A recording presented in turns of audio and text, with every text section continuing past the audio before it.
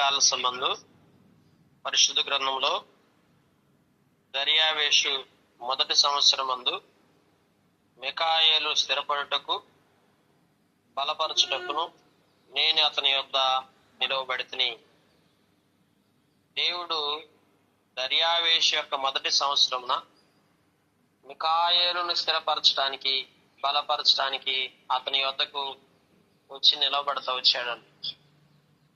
దేవుడు దేవదూతలను సహా బలపరిచే దేవుడు.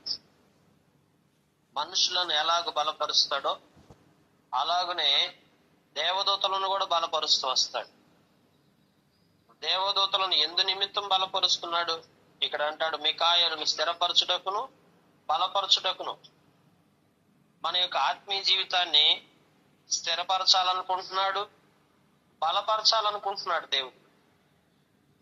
చాలా సార్లు మనం అస్థిరంగా ఉంటాం, బలహీనం అయిపోతా ఉంటాం. ఎన్నోసార్లు బలహీనపడిన సందర్భాల్లో దేవుడు నిన్ను బలపరిచాడు. ఎన్నోసార్లు నువ్వు అస్థిరతలోకి వెళ్ళినప్పుడు దేవుడు స్థిరపరచడానికి ఎన్నో రకాలుగా నిన్ను ఆత్మీయంగా ప్రోత్సాహపరిచి బలపరుస్తూ వచ్చాడు. నిజంగా ఇది దేవునికి మానవుల పట్ల, ఆయన బిడ్డల పక్షాన, ఆయన సముఖమందున్న దేవదూతల పక్షాన ఆయన చూపుతున్న అపారమైన ప్రేమ అని చెప్పాలి. ఈ రీతిగా మికాయేలును దేవుడు స్థిరపరిచి బలపరుస్తూ వచ్చాడు. ఎందు నిమిత్తమై దేవుడు మికాయేలుని బలపరిచి స్థిరపరిచాడు? ఎందు నిమిత్తం మనల్ని స్థిరపరచాలనుకుంటున్నాడు? ఎందు నిమిత్తం మనల్ని బలపరచాలనుకుంటున్నాడు దేవుడు? ఈ మాట మనల్ని అడిగితే ఏం చెప్పగలుగుతాం?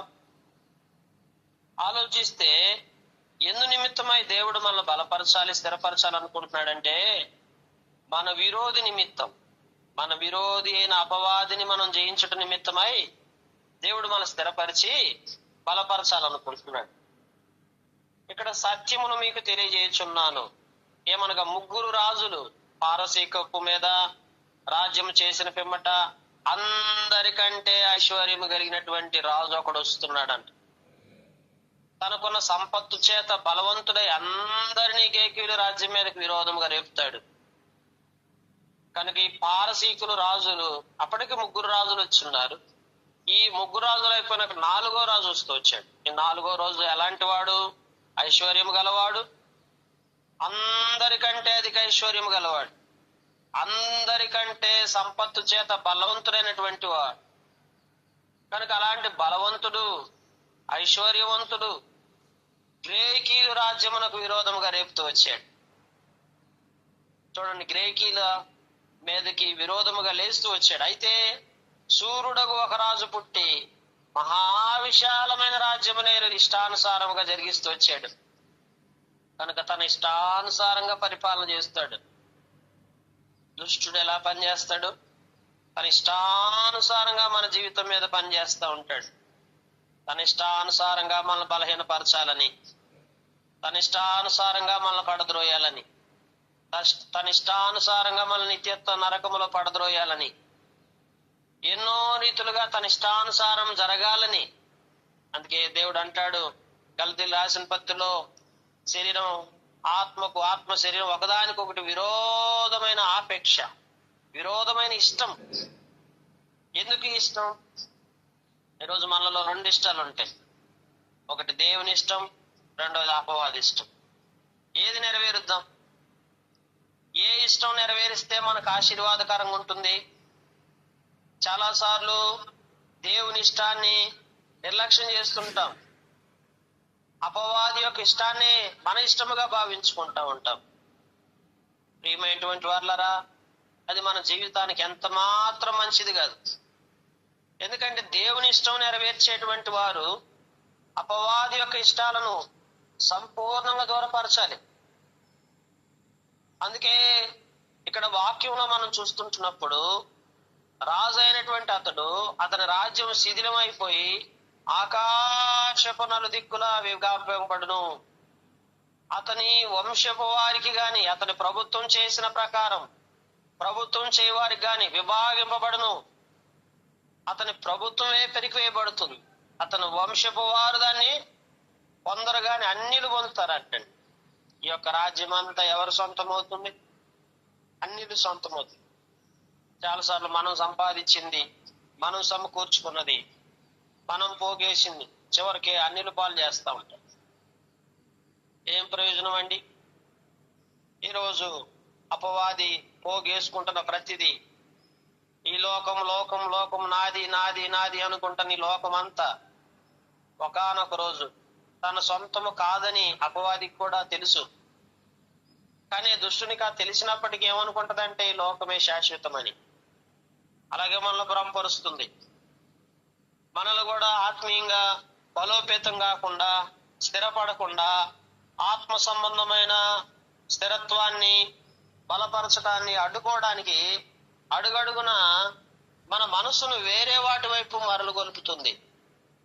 అనగా మనం లోకములో ఏదైతే అధికారము, ఏదికైతే మనం అనుభవిస్తుంటున్నామో అదంతా మనల్ని ఆత్మీయంగా దెబ్బతీయటానికి, అంటే బలహీనపరచడానికి, కృంగజేయటానికి, వెనకంజ వేసేటట్టుగా చేయటానికి అది దుష్టుడు చేసే ప్రయత్నం. అందుకే ఇక్కడ చూడండి, ఆ దుష్టుడే అనేక మంది రాజులను లేవనెత్తా వచ్చింది. ఒకరిని మించిన ఒకరు రాజు. మాదీయుల జీవితాలను చూసినప్పుడు, పారసీకుల స్థితిని చూస్తూ వచ్చినప్పుడు 3 పోయిన తర్వాత 4 ఆయన లేస్తూ వచ్చాడు. అయితే ఈ యొక్క పారసీకుల రాజుల్లో 4 లేచినప్పుడు గ్రేకీల్లోంచి ఒక బలమైన రాజును మళ్ళీ అపవాది లేపుతా వచ్చింది. దేవుని బిడ్డలారా గమనించండి, సాతాను మానవుల్లోంచి అనేక మంది బలమైన రాజులు లేవనెత్తడానికి కారణం ఏంటంటే దేవుని ప్రజలైనటువంటి వారిని అడ్డుకొని దేవుని రాజ్యం కట్టబడకుండా నిరంతరము అడ్డుకునే ప్రయత్నం. ఈ ప్రయత్నంలో భాగంగానే ఈ భూమి మీద దేవునికి విరోధమైన అనేక మంది రాజులను లేవనెత్తింది. అనేక మంది రాజులు. అందుకే అంటాడు, దక్షిణ దేశపు రాజకుమార్తె ఉత్తర దేశపు రాజు వద్దకు వచ్చి ఆమె భుజబలాన్ని బట్టి, అతని భుజబలాన్ని బట్టి ఏమవుతూ వచ్చారు? ఇద్దరు కూడా ఆ కాలమందు ఒకరినొకరు సమాధానపరుచుకొని సమాధాన స్థితిలోకి వస్తూ వచ్చారు. కానీ ఆమె వంశంలో ఒకడు కూడా సేనకు అధిపతి ఉత్తర దేశపు రాజు కోటలో చొరబడి ఇష్టానుసారంగా జరిగిస్తూ వారు గెలుస్తూ వచ్చారు. అయితే వారి సొమ్ములు, వారి దేవతల సొమ్ములు, వెండి బంగారు వస్తువులు సహా చెరపట్టి ఐగుప్తులకు తీసుకొని పోయారు. అతడైతే కొన్ని సంవత్సరాల పాటు ఉత్తర దేశపు రాజు ప్రభుత్వం కింద కంటే ఎక్కువ ప్రభుత్వం చేశాడు. కనుక ఈ దక్షిణ దేశపు రాజు చొరబడి మరలా తన రాజ్యమునకు వచ్చును. కనుక వీరు ఏమవుతూ వచ్చారంటే ఒక రాజ్యంలో చొరబడి అక్కడ ఉన్నటువంటి బంగారం, అక్కడ ఉన్నటువంటి వెలగల ఏవైతే వస్తువులు ఉన్నాయో అవన్నీ కూడా చేపట్టుకుని పోవటం. మీరు పాత నిబంధనలు చూస్తే చాలా సార్లు యుద్ధాలు చేసినప్పుడు ఆ యుద్ధంలో ఓడిపోయిన వాళ్ళ యొక్క సొమ్ములన్నీ, అంటే వాళ్ళ దగ్గర ఉన్న వస్తువులన్నీ కూడా తీసుకొని వెళ్ళటం అనేది చాలా సార్లు మనం యుద్ధాలు జరిగిన ప్రతిసారి చూస్తా ఉంటాం. ఎటువంటి ఇది మనకి ప్రయోజనకరమైంది నిజంగా. అందుకే నిషిద్ధమైనది, శపితమైనది కొంచెం కూడా ముట్టుకోవద్దు అంటాడు దేవుడు. ఈ లోక సంబంధమైనది, లోకానుసారమైన పాపపు సంబంధమైన శపితమైన నిషిద్ధమైనది ఏది నువ్వు ముట్టుకోవద్దు. అది ముట్టుకోవటమే నీకు శాపానికి కారణం. ఈరోజు నీ జీవితంలో ఏదైతే నీతియుక్తమైనది అది కొంచెమైనా చాలు. నీతియుక్తము కానిది, శపితమైనది అది ఎంతైనా సరే అది నువ్వు అంగీకరించొద్దు. దాన్ని నాకు కావాలని అనుకోవద్దు. ఎందుకంటే అది నిలవదు. ఎందుకంటే అది అపవాది సంబంధమైంది. దుష్టుడు మనకి ఎరగా వేస్తున్నది అది. దాని ద్వారా వచ్చే నష్టం చాలా గొప్పది. ఆత్మ సంబంధమైన స్థిరత్వాన్ని చెదరగొట్టడానికి నీలో ప్రయోగిస్తున్న ప్రయోగం అది. ఆ ప్రయోగాన్ని నువ్వు గుర్తిరుగుతున్నావా? దేవుని బిడ్డలారా, ఉదయకాల సంబంధు ఆత్మ సంబంధముగా ఆ పోరాటంలో ఎక్కడ కూడా నువ్వు లొంగిపోయే వ్యక్తిగా ఉండకుండా నిలిచి ఉండు దేవుని పక్షాన. దేవుడిని పక్షమున అనేకమైన గొప్ప కార్యాలు చేయటం ప్రారంభిస్తాడు. మహిమ తీసుకొస్తాడు నీ ద్వారా ఘనమైన కార్యాలు చేయడానికి నిన్ను బలపరుస్తాడు. సాహస కార్యాలు, ఘనమైన కార్యాలు, గందని కార్యాలు ఎన్నో నీ ద్వారా దేవుడు జరిగించడం కొరకై ఆ యొక్క నిషిద్ధమైన దాన్ని, అపవిత్రమైన దాన్ని, పాపపు సంబంధమైన దాన్ని, శపితమైన దాన్ని కొంచెము కూడా ముట్టుకోవద్దు. అప్పుడే దేవుడు నీ ద్వారా మహిమ తీసుకురావడం జరుగుతుంది. ఉదయకాల సంబంధం ఆలోచిస్తుంటే ఈ చేయబోయిన మహాసైన్య సమూహాలు సమకూర్చుదురు. అతడు వచ్చి ఏరు వలె ప్రవహించి పొంగుతారు. యుద్ధము చేయబోనుకొని ఆ వాక్యంలో మనం చూస్తుంటున్నప్పుడు దక్షిణ దేశపు రాజు అత్యాగ్రహుడై బయలుదేరి ఉత్తర దేశపు రాజుతో యుద్ధము జరిగించును. ఉత్తర దేశపు రాజు గొప్ప సైన్యము సమకూర్చుకొనినను అది ఓడిపోవును. కనుక దక్షిణ దేశపు రాజు చేతిలో ఉత్తర దేశపు రాజు ఓడిపోతూ వచ్చారు. వారిలో వారికి అంతర్గతమైన యుద్ధం. అపవాది సంబంధమైన రాజులను ఏర్పరిచి వారిలో వారిలో అంతర్గతం యుద్ధం చేసి ఒకరిని హతమార్చి మరొకడికి జయమిచ్చి అతను మరొక చేత ఓడించి ఆ రీతిగా అందరినీ ఓడిస్తుంది. చివరికి ఇదిగో ఇతను గెలిచాడని ఇతను సంబరపడుతుంటాడు. ఈ లోపల ఇంకొకడు అతని కంటే గొప్ప రాజు వచ్చేస్తాడు. ఆ రాజు వచ్చి ఈ రాజుని ఏం చేస్తాడు? హతమార్చేస్తాడు. ఆ రీతిగా అపవాది సంబంధమైన ప్రతి రాజు ఏం చేయబడుతున్నాడు? హతమార్చబడుతున్నాడు తప్ప స్థిరముగా ఉండే రాజు, స్థిరముగా ఉండే రాజ్యం ఒకటి కూడా మనకి లేదు.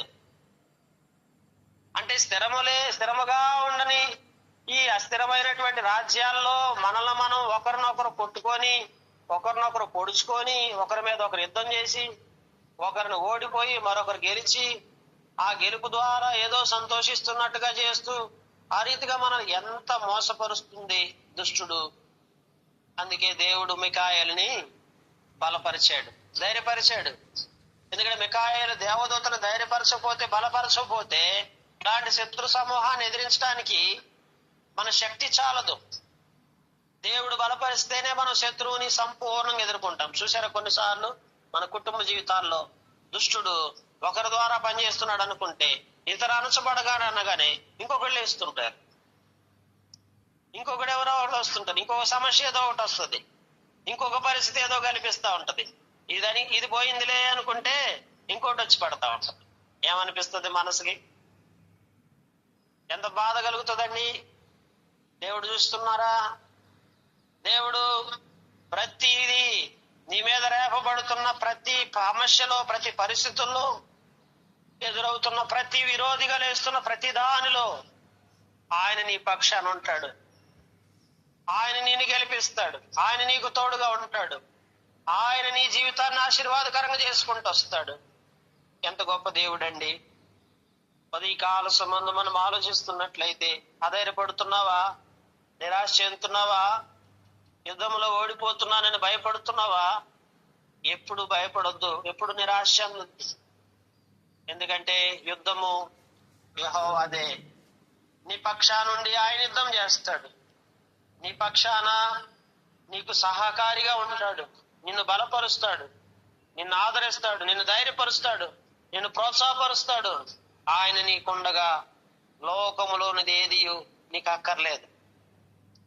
నాకొద్దు ప్రభువా, నేను వీటికి లొంగనయ్యా, ఈ బలహీనమైన విషయాల్లో ఎక్కడ చిక్కబడకుండా, నా కాలు చిక్కబడకుండా నన్ను బలపరచని దేవునికి మనం చెప్పగలిగే వారికి ఉండాలి.